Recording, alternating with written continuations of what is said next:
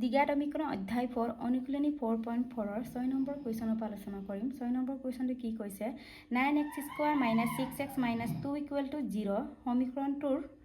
কি হ'ব এ কোনো বাস্তৱ মূল নাই বি দুটা সমান মূল আছে সি আছে দুটা অদ্বিতীয় মূল আছে ডি দুটাতকৈ বেছি বাস্তৱ মূল আছে ইয়াৰ কোনটো হ'ব মানে ইয়াৰ আমি প্ৰকৃতি উলিয়াব লাগে চাওঁ কি হ'ব প্ৰকৃতিৰ কাৰণে আমি কি ব্যৱহাৰ কৰিছিলোঁ b² - 4ac এটো সূত্ৰ ব্যৱহাৰ কৰিছিলোঁ এতিয়া প্ৰশ্নটো কি দিয়া আছে 9x² - 6x - 2 = 0 ইয়াত a = 9 b = -6 আছে আৰু c = -2 আৰু আমাৰ প্ৰকৃতি উলিয়াব কৈছে যেহেতু কি হ'ব পাৰে প্ৰকৃতিৰ কাৰণে b² - 4ac এতিয়া ইয়াত আমি মানখিনি বহাই দিম b ৰ ভ্যালু -6 মাইনাস থকাৰ কাৰণে আমি স্কোয়াৰ দিছো মাইনাস আকৌ 4 a ৰ ভ্যালু 9 c ৰ ভ্যালু -2 এতিয়া -6 স্কোয়াৰ কৰিলে 36 আকৌ মাইনাসে মাইনাসে প্লাস 4 2 jar 8 8 9 jar 72 তেনেহলে 6 to 8 3 plus 7 108 আমি প্ৰকৃতি কি পাইছিলো যদি b² - 4ac যদি মানখিনি বহাই যদি 0তকৈ ডাঙৰ ভ্যালু হয় তেতিয়া কি হয় বাস্তৱ মূল থাকে বা অদ্বিতীয় মূল থাকে বুলি পাইছিলো ইয়াত আছে কোনটো অপচনত আছে তেনেহলে b ত আছে নে c ত আছে না d ত আছে a ত আছে কোনটোত আছে তোমালোকে চোৱা এটো মানে 108 মানে 0তকৈ ডাঙৰ এই কাৰণে কি হ'ব দুটা বাস্তৱ মূল বা অদ্বিতীয় মূল আছে তেনেহলে অপচন কি হ'ব c টুত কি আছে দুটা অদ্বিতীয় মূল আছে বা বাস্তৱ মূল আছে বুলি ক'ব পাৰি কিন্তু ইয়াত বাস্তৱ মূল নাই বাস্তৱতে অদ্বিতীয় আছে তোমালোকে কনফিউজ হ'ব নালাগে একে এটো নেক্সট প্ৰশ্নটো চাওঁ এতিয়া 7 নম্বৰ কুৱেশ্যনটো স্তম্ভ 1ত উল্লেখ কৰা সমীকৰণৰ সৈতে স্তম্ভ 2ত উল্লেখ কৰা মূলৰ প্ৰকৃতি মিলোৱা কৈছে এইখিনি আমাৰ p দিয়া আছে x² - 2x + 3 = 0 স্তম্ভ 2তে দিয়া আছে মূল কেইটাৰ বাস্তৱ আৰু অপৰিমেয় q দিয়া আছে 3x² - 2x + 1/3 = 0 দুই নম্বৰ স্তম্ভ লিখা আছে দুৰত মূল কেইটা বাস্তৱ আৰু অসমান হয় আর x² - 4x + 3 = 0 স্তম্ভ 2 দিয়া আছে মূল কেইটা বাস্তৱ নহয় s 2x² - x - 4 = 0 4 নম্বৰ মূল কেইটা বাস্তৱ আৰু সমান বুলি কৈছে শুদ্ধ বিকল্পটো বাছি উলিয়া বুলি কৈছে ইয়াত a b c d কোন কেইটা হ'ব এটো বিকল্প বাছি উলিয়াব কৈছে কিন্তু প্ৰথমে কি কৰিব এটো জানিব হলে আমি প্ৰকৃতিৰ বিষয়ে জানিব লাগিব আৰু প্ৰত্যেকৰ আমি প্ৰকৃতি কি হয় উলিয়াই লিব মূলৰ প্ৰকৃতি কি হয় উলিয়াই ললে আমি এইখিনি কোনটো পৰে আমি p কি হয় q কি হয় r কি হয় s কি হয় কোনটো প্ৰকৃতি আমি মিলাব পাৰো প্ৰথমে আমি এই প্ৰত্যেকৰে প্ৰকৃতি কি কৰিম উলিয়াব লাগিব 7 নম্বৰটো প্ৰকৃতি উলিয়াব কৈছে প্ৰথম p ত আছে আমাক কি দিয়া আছে x² - 2x + 3 = 0 ইয়াত a ইকুৱেল কিমান আছে 1 b ইকুৱেল আছে -2 c ইকুৱেল আছে 3 তেনে প্ৰকৃতিৰ কাৰণে আমাৰ b² - 4ac b ৰ ভ্যালু যেহেতু আমাৰ -2 স্কয়াৰ আছে দিলো 4 a 1 আছে c আছে 3 কিমান হ'ব -2 স্কয়াৰ কৰিলে 4 4 * 1 * 3 12 4 - 12 কি 8 হয় এটো -8 মানে কি হয় 0তকে সৰু মানে 0তকে সৰু হলে কি হয় আমাৰ কোনো বাস্তৱ মূল নেথাকে কোনো বাস্তৱ মূল নেথাকে তেনেহলে বাস্তৱ মূল কেইটা বাস্তৱ নহয় এইটো অপচনটো আছে আমাৰ 3 এইটো 3 এতিয়া আকৌ কিউটো কি হয় আমাৰ কিউট কি আছে 3x² - 2x + 1/3 ইয়াত a ইকুৱেল কি আছে আকৌ লিখিম 3 b ইকুৱেল আছে -2 c ইকুৱেল আছে 1/3 আকৌ আমি প্ৰকৃতিত বহাই দিম প্ৰকৃতিৰ ফৰ্মুলাটো হৈছিল b² - 4ac b ৰ ভ্যালু আমি কিমান পালো -2 স্কয়াৰ দিলো 4a ৰ ভ্যালু 3 আৰু চিৰ ভেলু 1/3 3 3 কেঞ্চেল -2 স্কুৱাৰ কৰিলে 4 আৰু 4 4 - 4 কিমান 0 যদি 0 হয় প্ৰকৃতিৰ যদি ফৰ্মুলাত বহাই যদি এনসাৰটো 0 ওলায় তেতিয়া কি হ'ব মূলৰ প্ৰকৃতিটো আমাৰ দুটা সমান মূল আছে বুলি কবা দুটা সমান মূল মানে মূল কেইটা বাস্তৱ আৰু সমান কি হ'ব এটো 4 নম্বৰ অপচনত আছে মূল কেইটা বাস্তৱ আৰু সমান বাস্তৱ আৰু সমান এটো 4 নম্বৰ আছে এতিয়া আকৌ r ত দিয়া আছে আমাৰ x² - 4x + 3 = 0 এতিয়া ইয়াত চোৱা আকৌ a = কিমান 1 b = -4 c = 3 তেনেহলে মূলৰ প্ৰকৃতিৰ ফৰ্মুলাটো b² - 4ac b ৰ ভ্যালু আকৌ আমি বহাই দিলো ইয়াত a ৰ ভ্যালু 1 c ৰ ভ্যালু 3 4² কিমান হয় 16 আকৌ 4 3 12 16 - 12 কিমান হ'ব 4 16 - 12 4 মানে 0তকে ডাঙৰ 0তকে ডাঙৰ হলে আমাৰ কি হয় মূল দুটাৰ বাস্তৱ মূল আছে মানে মূল কেইটা বাস্তৱ ইয়াৰ অপচন 2 আছে কি আছে মূল কেইটা বাস্তৱ আৰু অসমান এটো হ'ব মূল কেইটা বাস্তৱ আৰু অসমান মানে 0তকে ডাঙৰ হলে বা বাস্তৱ মূল আছে তেনেকে এতিয়া নেক্সট 4 নম্বৰটোত এছত কি দিয়া আছে এছত আছে আমাৰ 2x² - x - 4 = 0 a = 2 b = -1 c = -4 তাৰ পিছত আমাৰ প্ৰকৃতি ওলাবলৈ b² - 4ac b ৰ ভ্যালু -1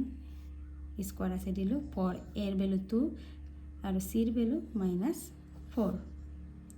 তেনেহলে কি হ'ব 1 আকৌ 4 2 16 16 2 40 কিমান হৈছে 4 2 8 8 4 32 and 1 + 32 কি হয় আমাৰ 1 + 32 আমাৰ 33 এইটো আমাৰ 0তকে ডাঙৰ হলে আমাৰ মূল কেইটা বাস্তৱ আৰু বাস্তৱে হয় ইয়াত আমাৰ অপচন 1 টোৱে থাকিলে তেনেহলে মূল কেইটা বাস্তৱ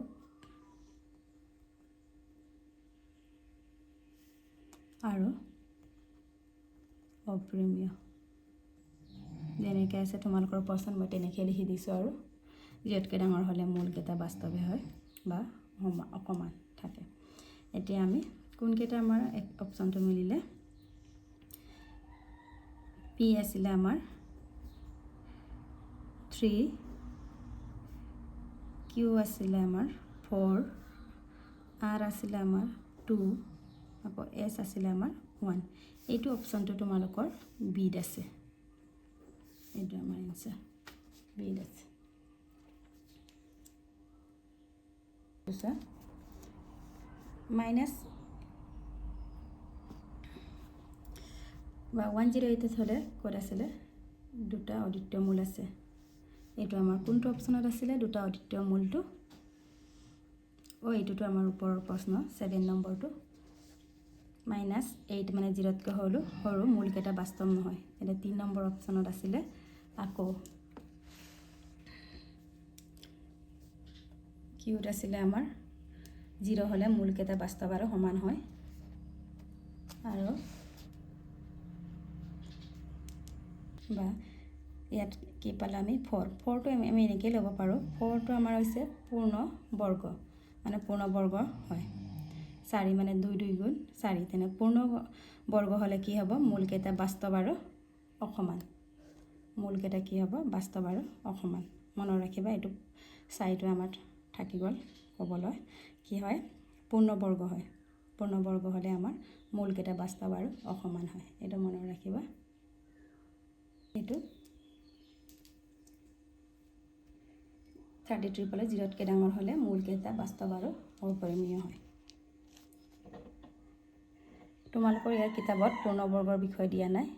পূৰ্ণবৰ্গ সংখ্যা হ'লে কি হয় কিন্তু তোমালোকে মনত ৰাখিবা পূৰ্ণবৰ্গ যেনিবা 4 9 16 25 তেনেকৈ পালে কি হয় মূলকেইটা বাস্তৱ আৰু অসমান হয় আৰু আমাৰ অপশ্যন বিত আছে এনসাৰটো এতিয়া নেক্সট আমি 8 নম্বৰ প্ৰশ্নটো চাওঁ এতিয়া 8 নম্বৰ প্ৰশ্নটোত কি কৈছে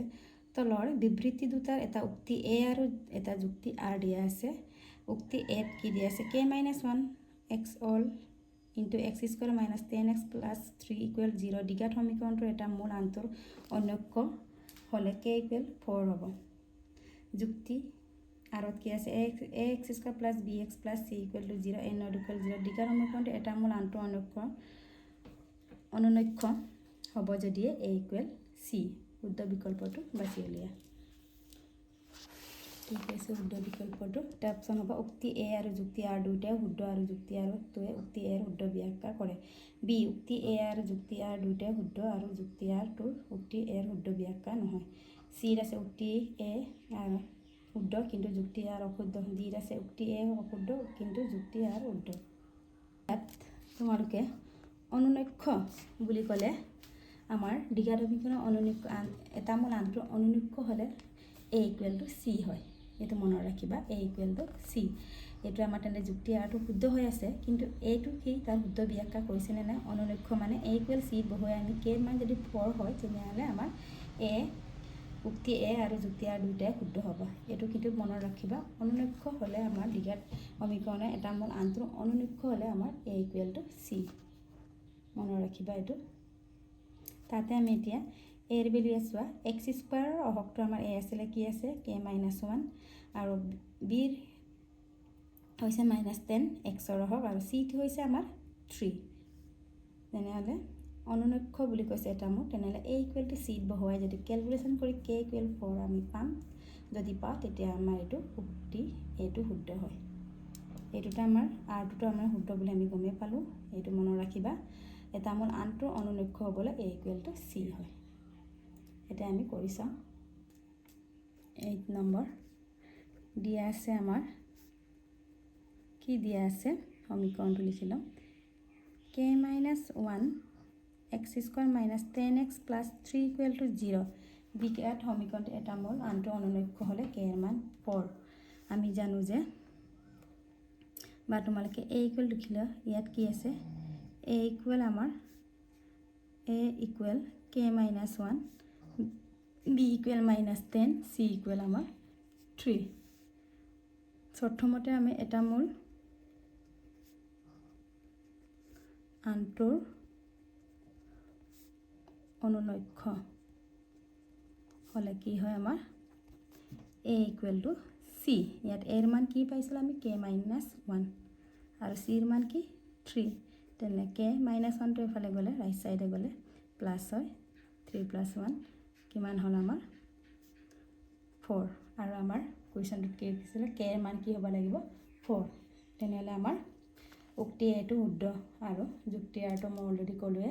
শুদ্ধ ব্যাখ্যা কৰিছে বুলি এইটো আমি k equal কি পালো 4 তেনেহ'লে এইটো উক্তি এটো শুদ্ধ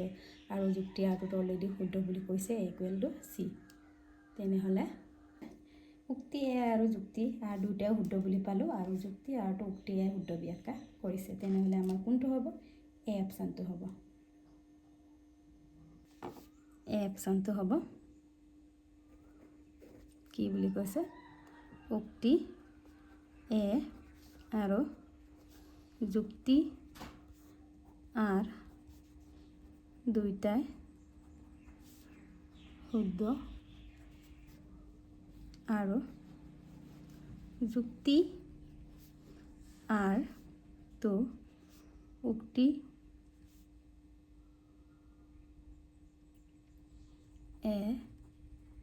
শুদ্ধ ব্যাখ্যা। এই তো